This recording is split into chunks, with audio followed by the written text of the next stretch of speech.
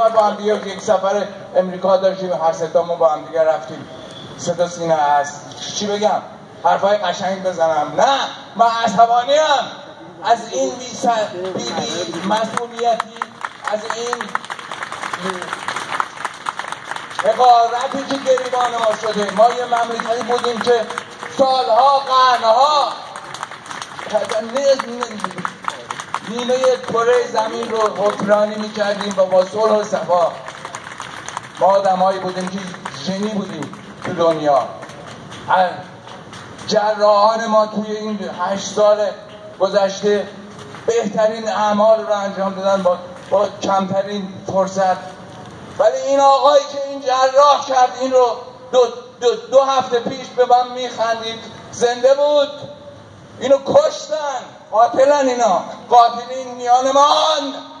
ما باید از اینا محاکمه کنیم اینا رو.